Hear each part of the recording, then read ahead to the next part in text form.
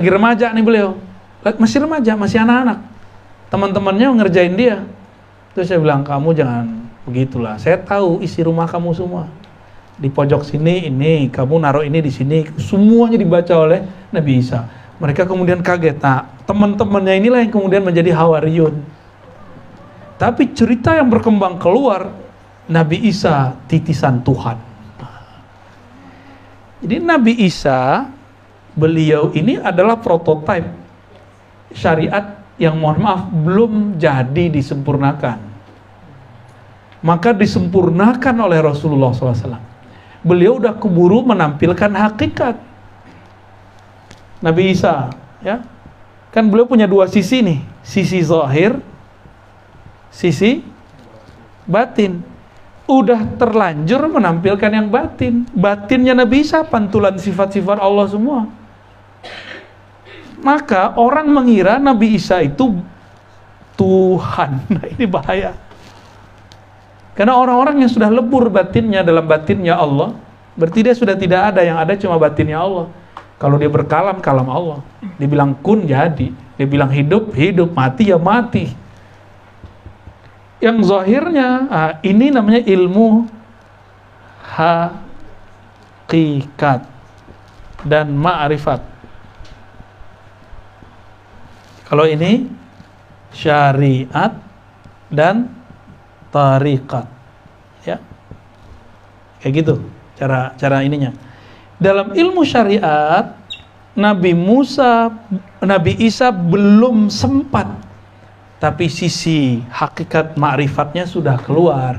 Maka orang mengkultuskan. Masih ingat nggak dulu masa di Jawa Timur ada anak kecil apa namanya? Ponari. Batu doang sembuh. Bayangin, ini coba diingat-ingat. Ini orang hidup di zaman modern, sembuh karena batu si Ponari. Ponari didatangin orang banyak kan? Santri loh yang datang. Dan ada mantan kiai. Ya dia datang udah jadi mantan dia udah. Itu cuma batu. Gimana kalau sosok orang? Siapa aja datang sama dia.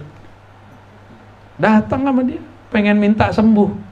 Nabi Isa nggak hanya menampilkan hakikat penyembuhan, 7 sifat Allah itu ada sama dia, pantulannya ya, 7 sifat ma'ani, yang di sifat 20, ya, qudrat, iradat, sama, basar, kalam, qudrah, iradah, balik-balik nih. Gimana Cung? Qudrat, iradat, ilmun, hayat, sama, basar. Itu Sayyidina Isa membuka rahasia itu sedikit, dikira dia Tuhan. Padahal dia bukan Tuhan. Dia cuma pancaran dari sifat-sifat Allah Subhanahu wa ta'ala. Nabi Isa belum sempat ngajarin syariat tarekat. Umurnya waktu itu 33. Umur saya udah lewat. Ya. Udah 35, mau 36 nih tahun ini ya. 33 tahun, kurang dikit sebenarnya. 32 masuk 33. Maka syariat hakikat ini, syariat tarekat ini disempurnakan ulang secara utuh oleh Nabi Muhammad. Sedangkan ilmu batin, ilmu hakikat nanti diserahkan kepada Al-Mahdi. Makanya nanti Nabi Isa keluar membersamai Al-Mahdi lagi. Al-Mahdi itu isi kolbunya ma'rifat, hakikat ma'rifat yang Nabi tahan di ayat ini. Surat Al-Isra ayat 85. Tidaklah kamu diberi ilmunya kecuali sedikit wahai ahli kitab. Ahli kitab di situ Yahudi. Maka sampai hari ini orang Yahudi nyari ilmu tentang ruh. Karena yang tahu cuma Al-Mahdi. Al-Mahdi diuber-uber sekarang nih. Alhamdulillahnya banyak yang ngaku Mahdi, jadi kita bingung. Ya kan? Di Pakistan ada yang ngaku, ya, utusannya datang ke saya. Datang ke saya. Nafsu sekali mau mengenalkan Imam Mahdinya. Benar-benar sangat-sangat semangat gitu. Ya, waklum sih ya, orang euforia ketemu imamnya ya. Ngomongnya gini, saya bukan ahli agama, tapi kalau Ustadz nggak ngerti tanya saya. Lucu nggak? Bagi saya itu lucu bener tuh. Jurusan saya nggak inget dia jurusan apa sih. Yang penting dia umum. Saya nggak ahli agama. Ini mimpi-mimpi dari imam kami. Ada hadisnya, ada ayatnya. Kalau Ustadz nggak paham tanya saya. Loh, saya ini pakar takbir mimpi. Ente takbir mimpi apa? Ane takbir. Ya, insya Allah. Insya Allah. Itu ilmunya bersanad, itu ilmu takbir mimpi. Nggak boleh nggak bersanad. Ya. Malah ngomong itu saking semangat itu. Bagi saya, oh begini ya orang semangat kalau ketemu Imam Mahdi. Sampai lupa adab kepada ulama, kepada guru, kepada ustadz, kepada syekh. Jurusan umum menggurui guru. Ya saya senyum-senyum aja ya, nggak apa sih. Ya, tapi yang semangat Bang Dik. Bang Dik waktu itu hadir ya, saya lupa. Jadi ahli kitab alias Yahudi. Kalau sekarang kaki tangannya Yahudi ya intelijen mereka, saya nggak ngerti deh ya. Kalau kita urut-urut aja ya. Mereka lagi nyari ilmu ruh. Beda dengan itu, Agi. Bininya namanya ruh. Ya. Ini dicari, Al-Mahdi ini kan gelar. Bukan nama orang Al-Mahdi itu. Kalau nama KTP kan enak, Al-Mahdi cari di Uber masuk kan. Ini kan gelar dari Allah. Maka ini bukan nama KTP. Nabi menyebut nama dia sesuai dengan namaku. Nama apa? Nama ruhani. Kan isim di situ bukan isim KTP. Zaman itu gak ada KTP. Jadi keliru kalau ada bocah-bocah sekarang yang baru hijrah nyari Imam Mahdi berdasarkan KTP-nya. Bukan itu nama langit, bukan nama bumi. Nama bumi bisa diganti pakai sidang. Di langit juga bisa diganti pakai sidang langit. Ada lagi caranya tuh. Ya. Ini nama ruh, bahkan lebih daripada langit belum ada, ruhnya sudah ada. Ya di sini yang ngasih nama badan kita siapa? Kita lahir nih. Siapa yang ngasih nama? Emak atau monyet? Atau dukcapil? Bapak nggak ngasih. Maka yang memberi hak nama ruh cuma Bapak Rohani. Itulah Rasulullah SAW. Lalu orang-orang yang mendapatkan hak waris dari ilmu beliau. Cuma orang-orang begini kan Allah sembunyikan. Bahkan Allah setting dia kayak nggak meyakinkan gitu. Masa sih ntar kita pakai akal kita nggak percaya, tapi kalau pakai sir pasti terima. Itu yang sulit sebenarnya, itu yang sulit ya. Ide ilmu ini diuber-uber nih sama kelompok ahlul kitab. Diuber-uber nih. Ya saya kan juga bukan orang yang pakar ruh juga kan. Cuma dapat dikit aja kan yang kolil ini.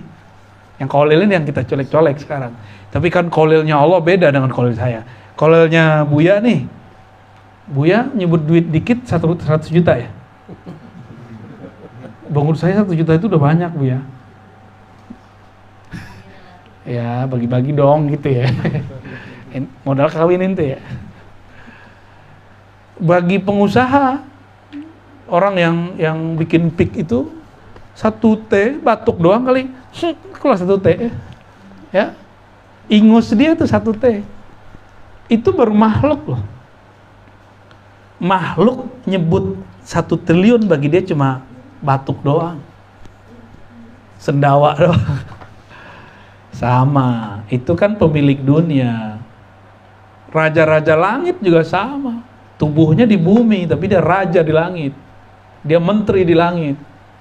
Sedikitnya mereka itu banyaknya kita. Mereka bilang nih dikit, oh saya mah dikit, sedikit. Itu banyaknya kita. Justru mereka diberikan ilmu oleh Allah karena ngomong sedikit. Karena mereka merasa ya Allah, aku ilmuku nggak ada apa-apanya. Ilmu ini ilmu engkau. Jadi ciri-ciri makhluk-makhluk langit yang bertubuh manusia itu, mereka nggak pernah merasa alim. Ya, nggak pernah. Kalau saya kan sering merasa alim, ya nggak Cung? Jadi antum jangan percaya sama aneh. Ya, aneh tukang dongeng Cung. Oke. Nabi Isa karena menzohirkan yang batin, yang zohirnya belum selesai, maka datanglah baginda Nabi Muhammad SAW rapi syariatnya. Maka seandainya ini Al-Mahdi yang ilmunya adalah sirnya Nabi Isa, jadi rahasia Nabi Isa yang bisa menjelaskan Al-Mahdi. Nabi Isa-nya nggak bisa jelasin. Beliau langsung praktek bisa, tapi jelasin nggak bisa. Yang bisa jelasin Al-Mahdi. Kalau Al-Mahdi ini keluar, kan ini hakikatnya Isa. Orang tidak akan nyembah dia, karena syariat sudah utuh. Ini rahasianya. Oleh karena itu, ilmu ruh harus dibalut dengan syariat Nabi Muhammad. Syariat Muhammad. Ya. Jadi kalau kajian ruh bertentangan dengan syariat Nabi Muhammad SAW, orang kalau udah ngaji ruh gini, ente udah wajib sholat. Tahu ya, sholat. Haji apa ngaji-haji? Gaya bener. Tapi antum ngelihat dia nggak sholat secara kasat mata, dia tidak mengingkari sholat, nah, itu lain cerita. Yang penting dia nggak ingkar. Tapi kalau dibilang butuh apa sholat, batil, berarti dia wali setan. Kalau wali Allah nggak akan ngomong begitu. Justru kita diuji, kita sholat nih rajin, di depan kita dia nggak sholat, kita diuji. Apakah kita merasa suci dengan sholat 5 waktu, di depan orang nggak sholat? Tapi kalau ngomong ruh, dia lebih pintar dari kita. Gimana tuh? Pusing kan antum? Ntar ketemu orang begitu, ada loh ya, 1, 2, 3, 4, 5, 6, 7, 8. Ya. Banyak. Terbanyak. Di dalam literatur kitab namanya malamatiyah.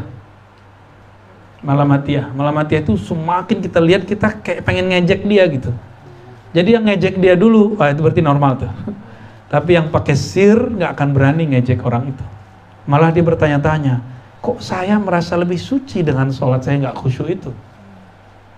Kok saya merasa lebih hebat dengan ilmu saya nggak mumpuni ini? Dengan zikir yang nggak khusyuk, dengan sedekah yang nggak tulus, kok bisa sombong ya? Gitu. Kalau ngeliat ada orang maksiat gimana? Jijik nggak? Berarti gagal sholatnya. Ngeliat orang maksiat nggak boleh jijik. Justru kita mendoakan diri kita dan dia keluar dari maksiat. Kalau orang-orang yang kejebak sok suci, dia bilang, najis loh, paling neraka nih, panitia dia. Berarti dia duluan masuk dong. Apa rahasianya? Ini syariat ini dibalut benar-benar ketat, betul-betul ketat. Jika orang belajar ma'rifat, maka dia akan dapat membedakan hamba dengan Tuhan. Gitu. Walaupun sang hamba ini memancarkan nama-nama Allah secara utuh.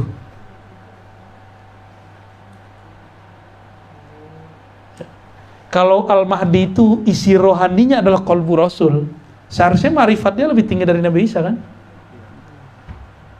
Cuma musuh akhir zaman namanya Dajjal, itu musuh para nabi, maka nggak boleh Al-Mahdi yang bunuh dia mesti nabi, diturunkanlah Nabi Isa. Gitu kira-kira ya. Kan orang nanya, kenapa bukan Al-Mahdi yang bunuh? Al-Mahdi minta tolong ke Nabi Isa, nih pedang saya kamu pakai. Nabi Isa ternyata sudah mencoba untuk melawan Dajjal, nggak bisa. Dikasih pedang oleh Al-Mahdi baru bisa bunuh. Yang sakti siapa? Yang ngasih pedang dong, bukan pedangnya. Kalau pedang mah, mau pedang hebat nggak bisa make, sama aja bohong. Oke. Jadi kenapa Nabi Muhammad tidak menampilkan kesaktian yang banyak? Supaya orang-orang tidak menyembah Nabi Muhammad Sallallahu Alaihi Wasallam. Kenapa beliau ngelakon ya, mau ngeluarin air susu dari jari? Beliau harus ngambil dulu kambing yang kurus, yang nggak ada susunya. Perah-perah keluar air susu. Zohirnya dari kambing, tapi sebenarnya dari tangan beliau. Kan tangannya bisa ngambil ke surga. Jadi tangan beliau ini printnya surga. Fingerprint masuk surga ada di tangan Nabi semua. Beliau tinggal ya, secara batin cukup meminta kepada Allah, pemilik surga, karena kuncinya ada di beliau, ya tinggal bolak-balik. Itu air susu di saat hijrah. Itu pertama kali itu Nabi ngeluarin. Nah, Kenapa saya berani bilang bukan dari kambingnya keluar, tapi karena berkah dari tangan Nabi pindah ke dalam kambing, baru keluar. Dalil kuatnya mana? Nih, ketika Nabi perang bersama para sahabat, air habis, bener gak? Supaya nggak ketara, Nabi bilang, udah yang 1 gelas 2 gelas kumpulin di bak sini. Lalu beliau begini tangannya, tiba-tiba keluar air di jarinya. Tuh, masih kurang percaya? Itu air mineral yang keluar air mineral dari tangan Nabi. Itu air cukup untuk 700 orang. Mereka masuk semua dan itulah air paling mulia sealam semesta. Air yang keluar langsung dari jari-jari Rasulullah. Ya, beruntunglah sahabat-sahabat yang meminum air itu. Makanya sahabat-sahabat yang ikut perang dengan Nabi saat itu nggak ada satupun yang ahli neraka.